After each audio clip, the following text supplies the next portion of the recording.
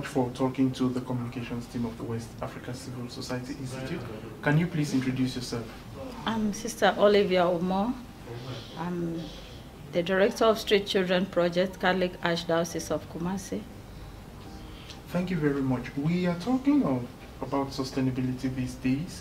What do you see as the major constraints or challenges that civil society organizations are facing when it comes to striving towards sustainability? Yeah, there are numerous. Sustainability really is an issue at stake at the moment, with civil societies. And some of the challenges are connected with the overly dependence on funding, especially foreign funding, and the lack of support from the local institutions like the government institutions, the corporate bodies, and even the beneficiaries, the target group. Other challenges relate with institutional challenges in terms of structures, lack of proper structures, and lack of proper regulation of the operations of the CSO over time. The way CSOs come up, individuals sometimes have visions, and we begin to put our visions into practice, and sometimes no laid down regulations, no structures, things are carried out haphazardly, and then the organization grows and is able to access some funding to do the work. Sometimes at the beginning the projects are very charming for international bodies to support, but along the line you are not able to access funding after a few projects have been executed. And sometimes because of institutional challenges, as I said, either reporting is not well done, accountability issues, transparency issues, all of this militate against sustainability of civil societies. And there are a number of things that we can do to address this issue of sustainability.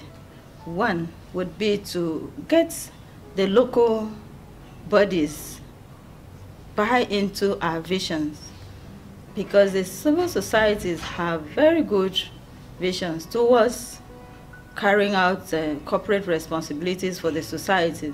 No civil society is existing for its own benefit. All exist to support the society, to make life better for the vulnerable. And these are very laudable causes that government institutions can support. And if we are able to also mobilize support of corporate organizations within the society, because they are the ones who control the economy, they have the funding, and they can support some of our funds. And so we would not be solely dependent on the international bodies. And of course today there is what we call donor fatigue, and the international bodies are questioning, we are doing so much, and what are the local governments doing? What are the millionaires in Africa doing towards addressing social problems in Africa itself? So we need to mobilize these stakeholders to support our causes, because we have very good causes that if they support us, there will be sustainability. And so we could diversify our funding sources, get some funds from the international bodies, get some funding from government, get some funding from the corporate entities, and of course also get the beneficiaries, the target group, to buy into our vision, to support in some way, because of course the beneficiaries, the people we serve, are not totally, helpless. They have some powers with which they can support our services and our projects. And if they even claim ownership of the services of the civil societies.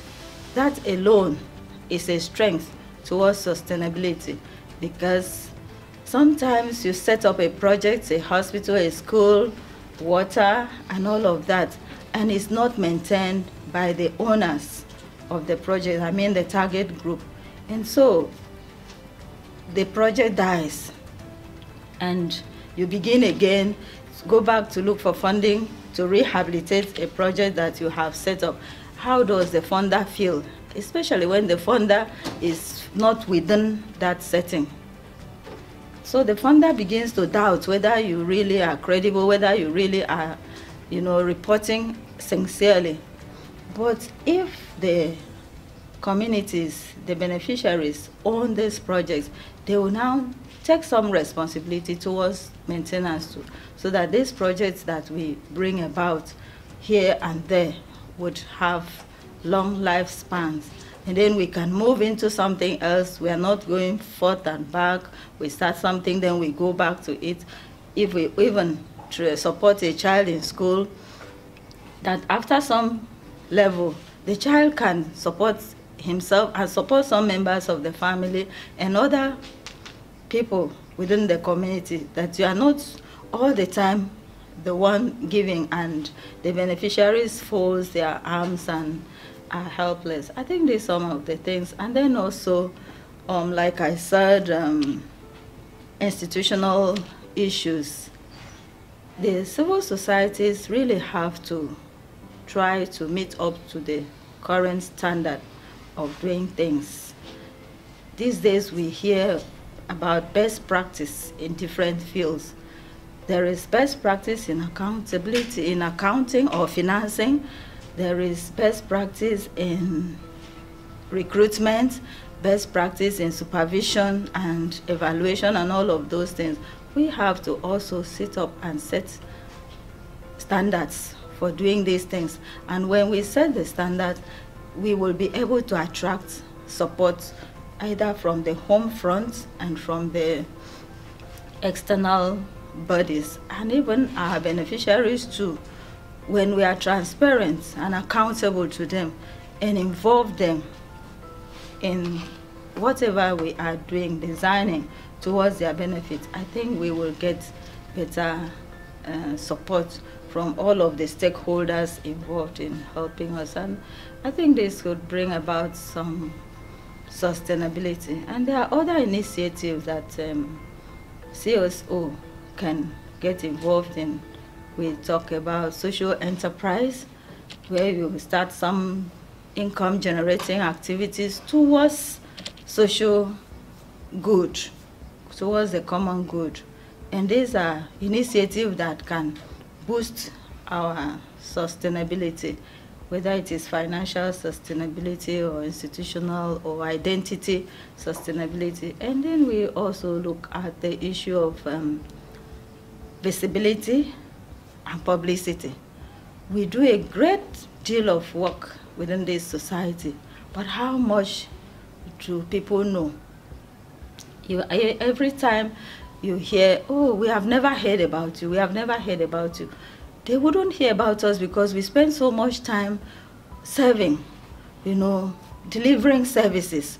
We don't spend half of that time to tell the world what we are doing, to use the so many avenues, platforms that are now made available to express ourselves, to sell our vision, to sell even our successes, our achievements.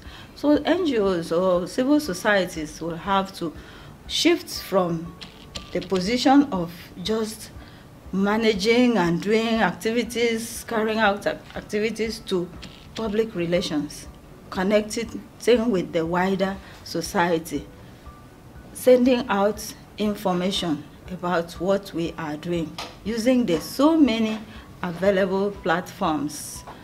Especially today, there is so much that we can do. There are different platforms that we can use to tell our stories. And I think when our stories are heard, we will be able to get more support, and so many others, so many stakeholders will buy into our vision and mission, and this will bring about sustainability of civil society. Thank you very much.